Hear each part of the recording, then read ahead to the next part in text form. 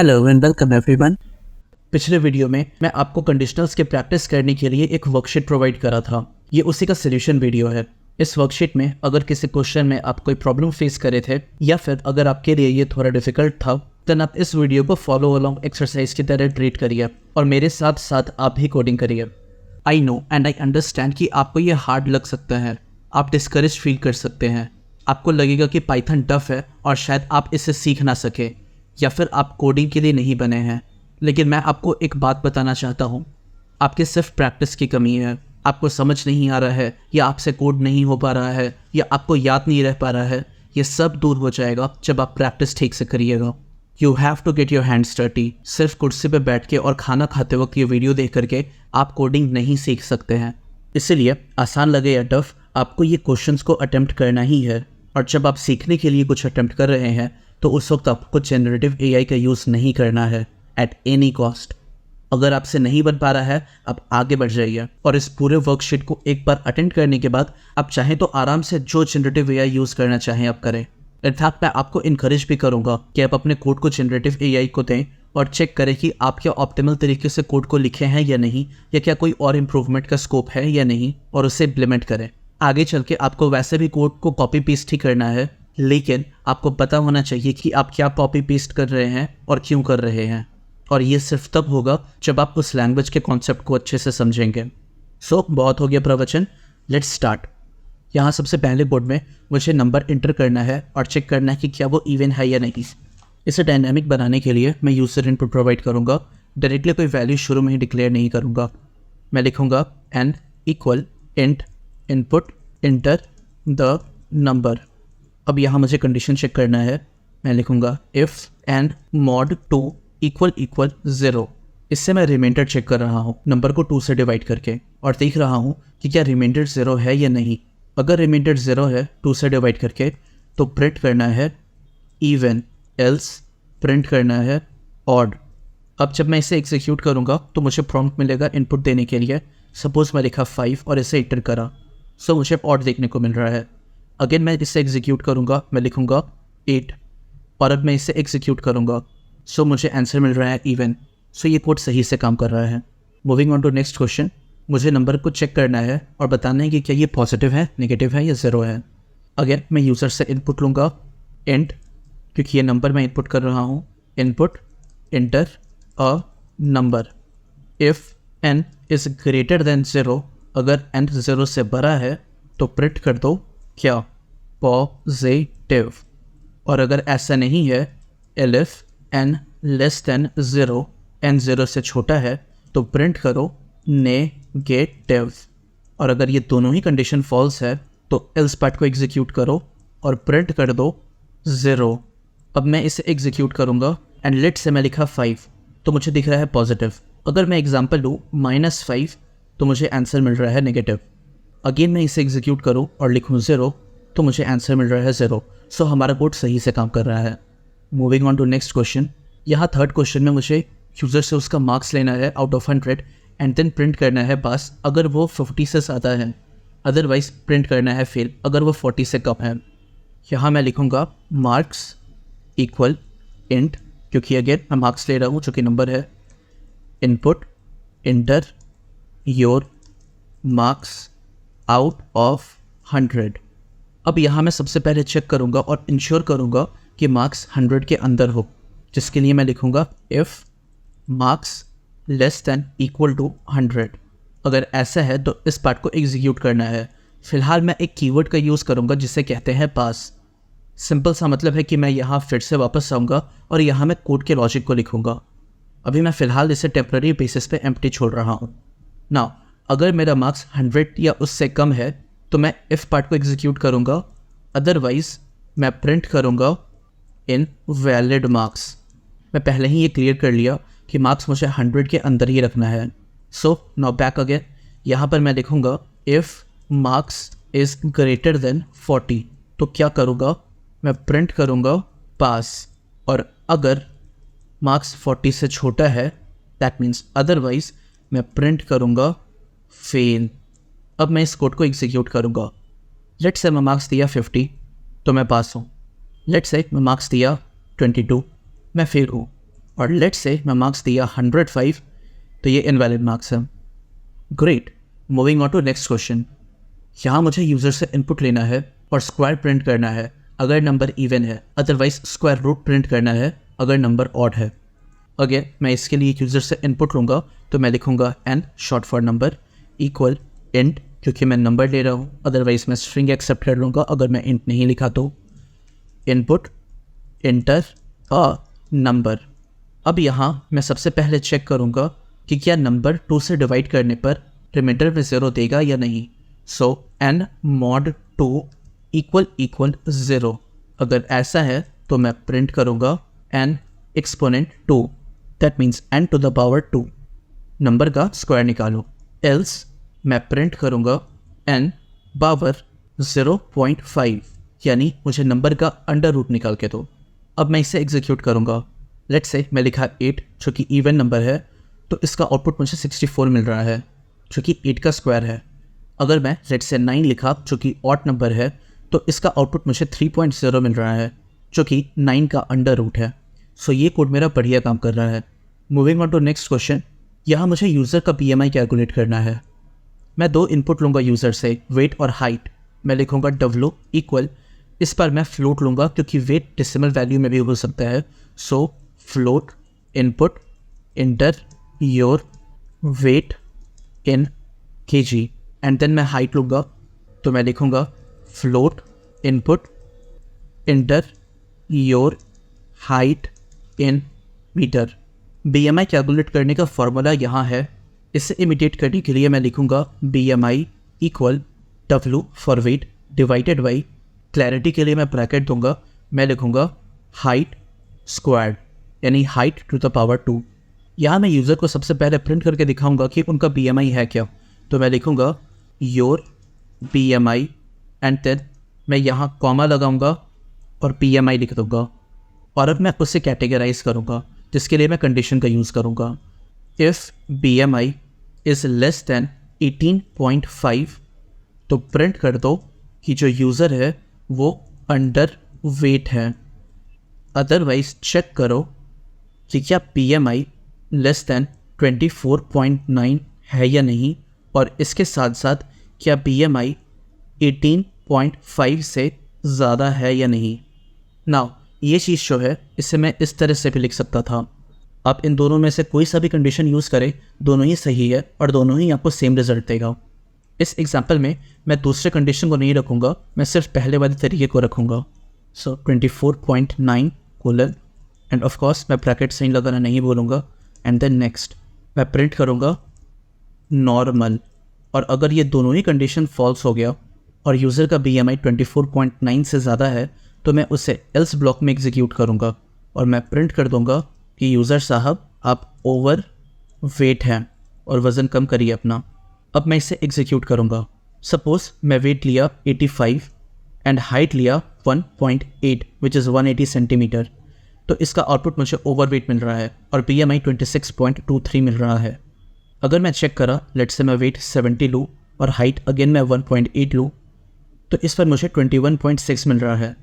That means user का wait normal है। अगर मैं यहाँ वेट 55 लूँ और हाइट अगेन 1.8 लूँ, देन इस केस में BMI 16.97 है। That means user under weight है। सो ये कोड भी परफेक्टली काम कर रहा है। Moving on to next question. यहाँ यूज़र से ट्रायंगल के एंगल को इनपुट के फॉर्म में लेना है और चेक करना है कि क्या वो एक्यूट एंगल है या ऑब्ट्यूज एंगल है या राइट एंगल्ड है। नाउ ट्रायंगल के 3 एंगल होते हैं, तो मैं यूज़र से 3 इनपुट लूँगा। सो A इक्वल int, आप चाहें तो फ्लोट भी ले सकते हैं बट मैं int ले रहा हूँ। Input enter first angle of triangle. Time बचाने के लिए मैं इसे कॉपी करूँगा और मैं इसे पेस्ट करूँगा 2 बार। यहाँ मैं लिखूँगा B और यहाँ सेकेंड एंगल, और यहाँ पर मैं लिखूँगा C एंड यहाँ थर्ड एंगल। अब मुझे सबसे पहले चेक करना है कि मैं वैलिड एंगल एक्सेप्ट कर रहा हूँ बिफोर चेकिंग कि वह एक्यूट ऑब्ट्यूज या राइट एंगल है या नहीं। सो मैं लिखूँगा if A + B + C equal 180, and mind you, मैं यहाँ पर 2 इक्वल का साइन यूज़ कर रहा हूँ इक्वलिटी चेक के लिए, सिंगल इक्वल का यूज़ नहीं कर रहा। अगर ये कंडीशन फुलफिल है तो मैं इस पार्ट को एग्जीक्यूट करूँगा, अदरवाइज मैं एल्स पार्ट को एग्जीक्यूट करूँगा। तो फिलहाल मैं यहाँ पास लिख रहा हूँ, मैं वापस आऊँगा यहाँ पर, एल्स प्रिंट इनवैलिड एंगल्स। यहाँ इनवैलिड को मैं ठीक कर लूँ, स्मॉल एन, परफेक्ट। अब यहाँ मुझे चेक करना है कि क्या ये कंडीशन ट्रू होगा या फिर नहीं, और अगर ये ट्रू है तो मैं चेक करूँगा कि क्या A 90 से बड़ा है, या फिर क्या B 90 से बड़ा है, या फिर क्या C 90 से बड़ा है। इन तीनों में से कोई एक भी एंगल 90 से बड़ा हो जाए तो मैं प्रिंट कर दूंगा ऑब्ट्यूज्ड एंगल, और अगर ऐसा नहीं है तो मैं दूसरा कंडीशन चेक करूँगा एलिफ लगा के, और चेक करूँगा कि क्या A 90 के बराबर है, या फिर क्या B 90 के बराबर है, या फिर क्या C 90 के बराबर है। अगर ये कंडीशन सेटिस्फाई हुआ तो मैं प्रिंट करूँगा राइट एंगल, और अगर ये कंडीशन भी फॉल्स हो गया तो मैं एल्स पार्ट को एग्जीक्यूट करूँगा और मैं लिखूँगा प्रिंट एक्यूट एंगल। अब मैं यहाँ इस कोड को एग्जीक्यूट करूँगा और चेक करूँगा। लेट्स से मैं एक एंगल लिखा 90, दूसरा लिखा 45 और तीसरा लिखा 45, तो ये राइट एंगल है जो कि सही है। अगर मैं लिखा 30, 30 एंड 120 तो ये ऑब्ट्यूज्ड एंगल है, और अगर मैं लिखा 60, 60 एंड 60 तो ये एक्यूट एंगल है। सो ये कोड भी परफेक्टली काम कर रहा है। Moving on to next question. यहाँ मुझे कैंडिडेट से 5 मार्क्स का इनपुट लेना है और उसका परसेंटेज निकालना है, और उसके बेसिस पर मुझे ग्रेड देना है। अगर स्कोर 80% से ज़्यादा है तो ग्रेड A, अगर 60 to 80% के बीच में है तो ग्रेड B, अगर 40 to 60% के बीच में है तो grade C, otherwise grade D। Alright, simple है। सबसे पहले मैं यूज़र से मार्क्स लूँगा M1, और मैं इसमें लिखूँगा फ्लोट। फ्लोट इसलिए क्योंकि मार्क्स डेसिमल वैल्यू में भी हो सकता है। मैं लिखूँगा इनपुट, ताकि मैं इनपुट लूँ, inter marks of first subject. Time बचाने के लिए मैं इसे कॉपी करूँगा और इसे मैं 4 बार पेस्ट कर दूँगा। ये है M2, M3, M4, M5। First के बजाय सेकंड, फर्स्ट के बजाय थर्ड, फर्स्ट के बजाय फोर्थ, और फर्स्ट के बजाय फिफ्थ। अब मुझे टोटल मार्क्स कैलकुलेट करना है, तो मैं लिखूँगा total marks equal M1 plus M2 plus M3 plus M4 plus M5। Next मैं परसेंटेज कैलकुलेट करूँगा। मैं लिखूँगा percentage equal total marks into 100 divided by 500। User को मैं दिखाना चाहता हूँ कि उसका टोटल मार्क्स और उसका परसेंटेज क्या है। इसके लिए मैं print and then F string का यूज़ करके इससे प्रिंट करूँगा F quote total marks colon, and then यहाँ मैं प्लेस होल्डर क्रिएट करके इसके अंदर मैं टोटल मार्क्स पास कर दूँगा। नेक्स्ट मैं प्रिंट करूँगा परसेंटेज, सो मैं लिखूँगा F percentage and then percentage. अब यहाँ मैं चेक परफॉर्म करूँगा एंड ग्रेड प्रोवाइड करूँगा। नाउ यहाँ पर मैं इंडिविजुअल मार्क्स के साथ ये चेक कर सकता हूँ कि क्या वो आउट ऑफ 100 ही मार्क्स दिया है या नहीं, जैसा मैं पहले क्वेश्चन में कर रहा था। बट मैं चीज़ को सिंपल रखना चाहता हूँ और कोड को ज़्यादा कॉम्प्लिकेट नहीं करना चाहता हूँ। दैट इज़ वाई मैं वो चेक नहीं करूँगा और मैं अज्यूम करूँगा कि यूज़र मुझे आउट ऑफ 100 ही मार्क्स दिया है। सो मैं लिखूँगा if percentage is greater than equal to 80, तो प्रिंट करना है ग्रेड A। अदरवाइज मैं चेक करूँगा percentage is greater than equal to 60। यहाँ एक बात का ध्यान दीजिए, मैं चाहूँ तो ऐसा भी लिख सकता हूँ percentage greater than equal to 60 and percentage less than 80, लेकिन पहले पार्ट में ऑलरेडी मैं डिक्लेयर कर दिया हूँ कि अगर 80 से ज़्यादा हुआ तो ग्रेड A मिलेगा। सो ये कंडीशन पहले ही सेटिस्फाई हो जाएगा और दूसरे कंडीशन तक पहुँचेगा ही नहीं। मैं लिख के दिखाता हूँ। अगर मैं इसे आगे बढ़ा के लिखा एंड परसेंटेज लेस देन 80, अब यहाँ पर ये जो मैं लिखा हूँ परसेंटेज लेस देन 80, ये रिडंडेंट है। दैट मीन्स यहाँ इसका काम नहीं है, क्योंकि अगर परसेंट 60 से ज़्यादा हुआ और इनफैक्ट 80 से भी ज़्यादा हो गया तो ये पहला कंडीशन ही एग्जीक्यूट हो जाएगा और ये दूसरे कंडीशन तक पहुँचेगा ही नहीं। सो अगर मैं ये हटा दूँ तो ये एब्सोल्युटली सेफ है। यहाँ मैं प्रिंट करूँगा ग्रेड बी। अगर यूज़र का मार्क्स 60% से भी कम है तो मैं तीसरा कंडीशन चेक करूँगा, which is percentage is greater than equal to 40। And again यहाँ पे मुझे परसेंटेज लेस दैन 60 या लेस दैन 80 चेक करने का ज़रूरत नहीं है।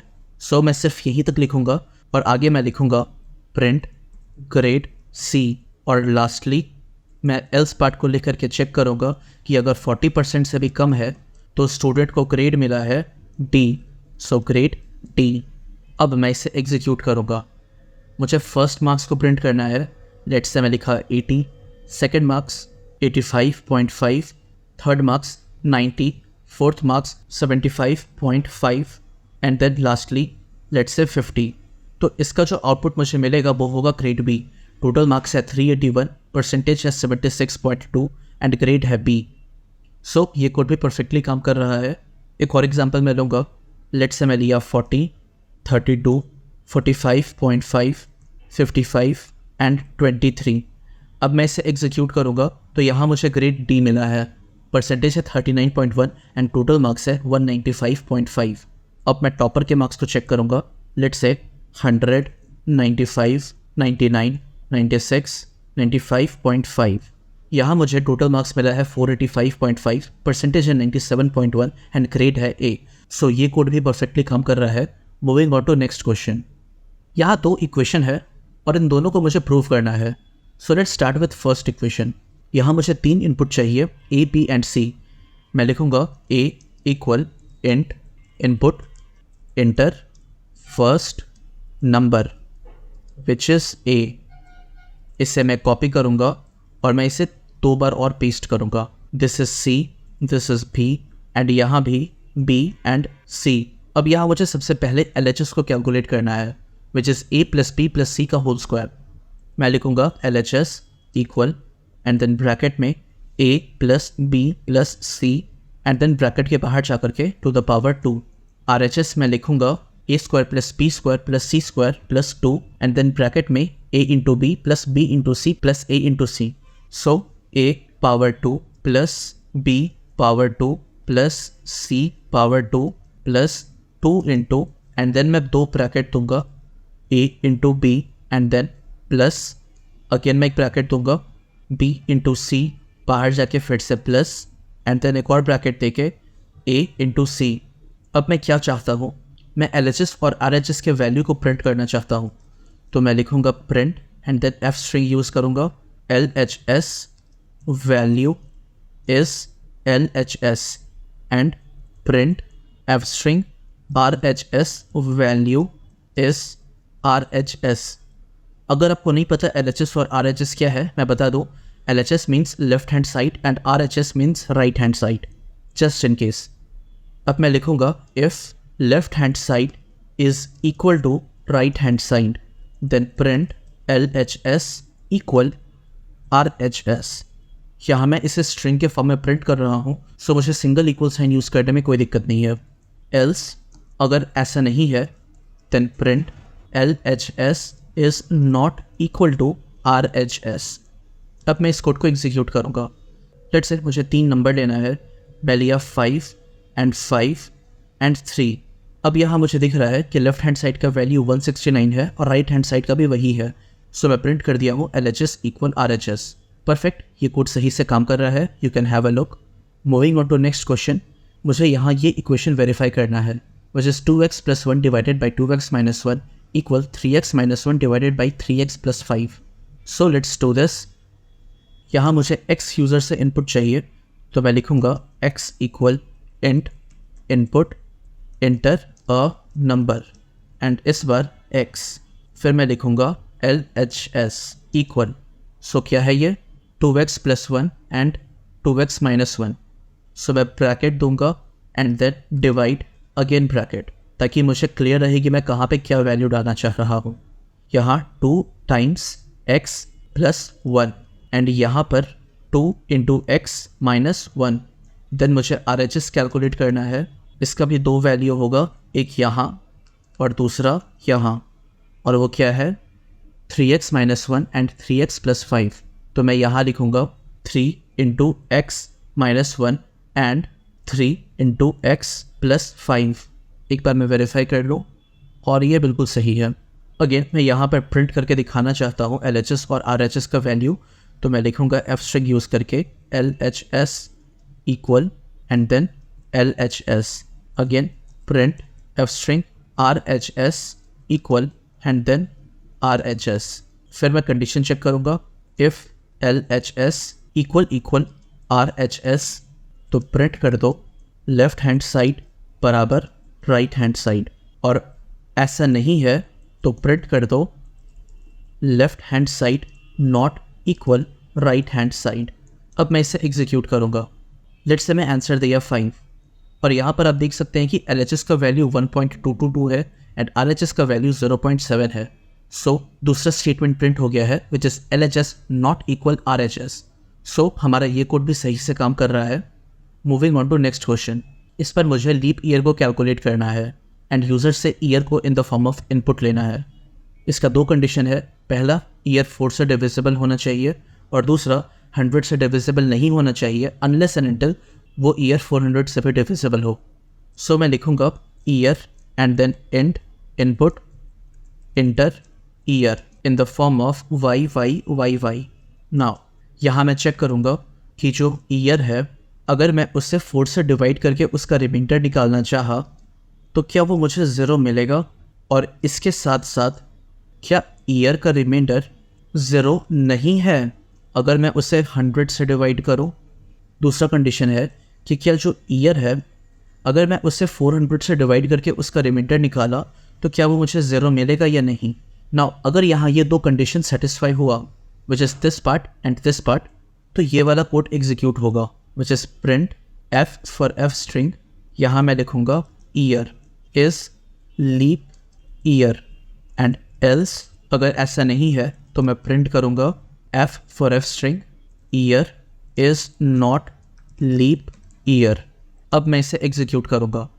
यहाँ मुझे अब कह रहा है ईयर इनपुट करने के लिए। लेट्स से मैं लिखा 2024। नाउ 2024 लीप ईयर है, so answer is leap year. इस पर नेट से मैं चेक करूँगा 2020 तो ये भी लीप ईयर है, लेकिन अगर मैं 1900 चेक करूँगा तो ये लीप ईयर नहीं है। सो ये कोड परफेक्टली काम कर रहा है। Moving on to next question. यहाँ पर मुझे 2 नंबर लेना है और एक ऑपरेटर लेना है और ये तीनों इनपुट लेना है यूज़र से और ऑपरेटर के बेसिस पे कुछ कैलकुलेशन परफॉर्म करना है। और यहाँ पर मैं एज केस को इग्नोर कर सकता हूँ ताकि मैं कोड को सिंपल रखूँ। सो मैं लिखूँगा a इक्वल इंट, आप चाहें तो फ्लोट ले सकते हैं पर मैं इंट लूँगा, input enter first number and then b is int input enter second number and o for operator is directly input. यहाँ पर मैं ऑपरेटर को in the form of string लूँगा ताकि मैं इसे कंपेयर कर सकूँ एंड देन एक्चुअल ऑपरेशन मैं अलग से परफॉर्म करूँगा।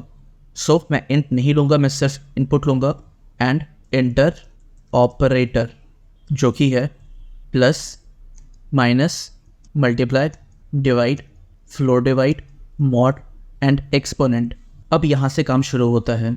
मैं चेक करूँगा कि क्या जो ऑपरेटर मुझे मिला है वो क्या प्लस है। अगर ऐसा है तो मैं करूँगा प्रिंट a प्लस b, और अगर ऐसा नहीं है तो मैं दूसरा कंडीशन चेक करूँगा कि क्या ऑपरेटर माइनस साइन है।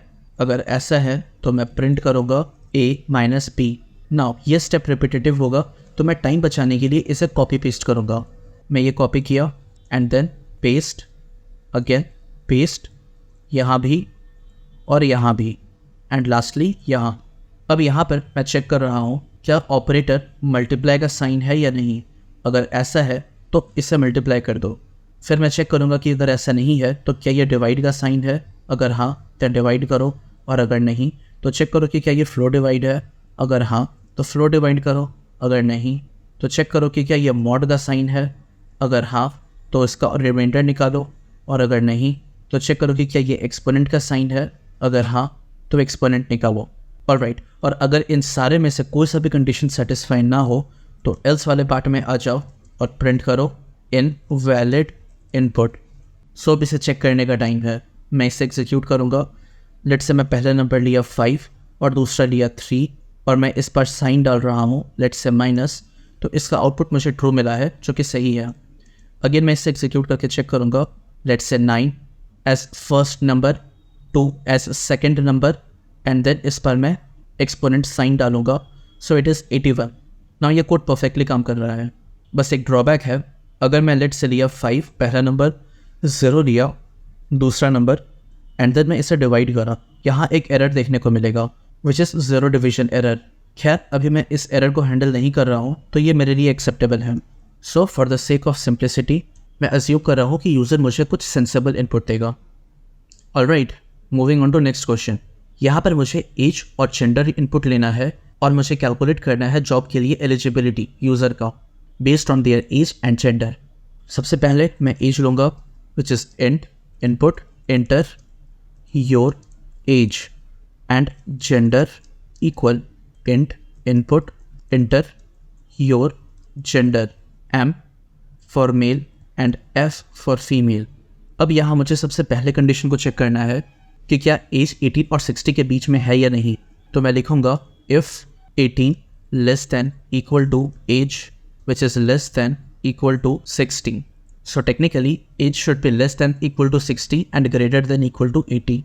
अगर ये कंडीशन फुलफिल हो रहा है तो मैं आगे की कंडीशन को चेक करूँगा, और अगर ऐसा नहीं है तो मैं एल्स के पार्ट को एग्जीक्यूट करूँगा which will be not eligible for the job.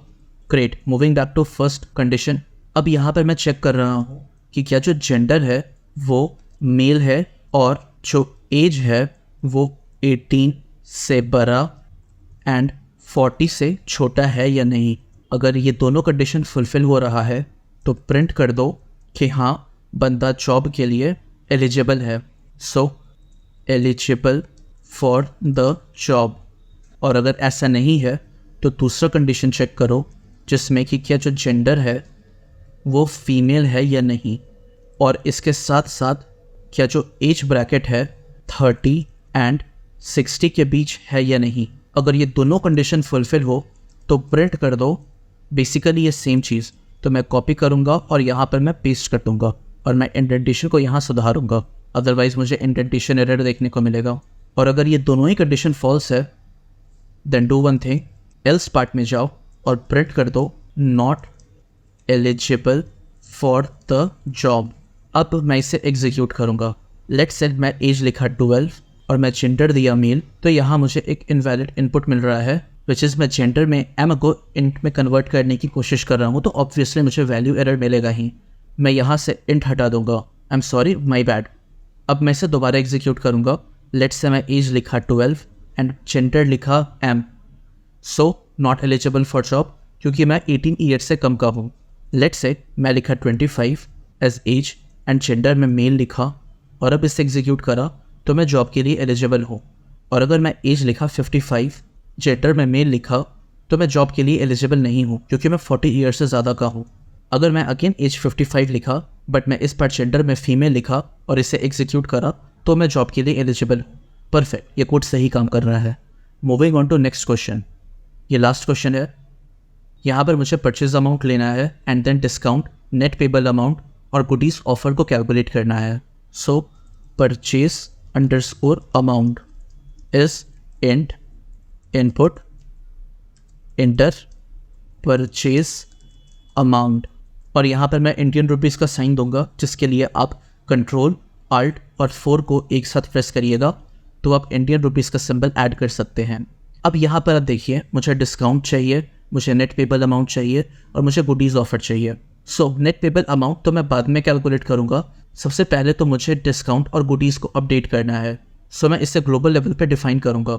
मैं लिखूँगा discount is 0 initially and goodies is a blank string. अब यहाँ पर मैं कंडीशन चेक करना शुरू करूँगा। अगर परचेज अमाउंट 5000 के बराबर या उससे कम है तो उस केस में मैं डिस्काउंट ऑफर करूँगा 5% का। सो 0.05 इंटू परचेज अमाउंट, और जो गुडीज़ है वो है दिवाली स्वीट्स बॉक्स। अगर ऐसा हुआ कि जो परचेज अमाउंट है वो 10,000 से कम है और यहाँ अगेन मुझे 5000 के कंडीशन को चेक करने का ज़रूरत नहीं है क्योंकि मैं वो ऑलरेडी ऊपर वाले कंडीशन में कर चुका हूँ।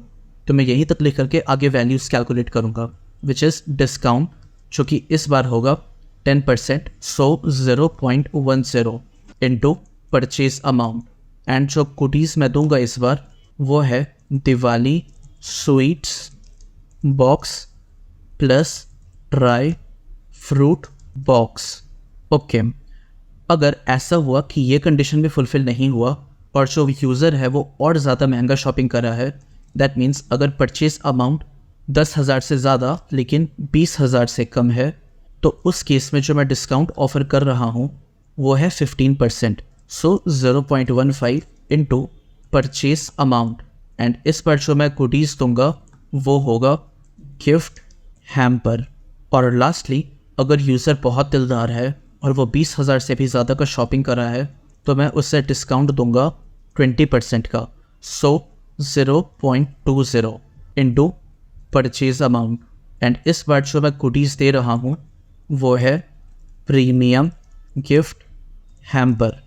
सो मेरे पास डिस्काउंट है, मेरे पास परचेज अमाउंट है, सो मैं नेट पेबल अमाउंट कैलकुलेट कर सकता हूँ।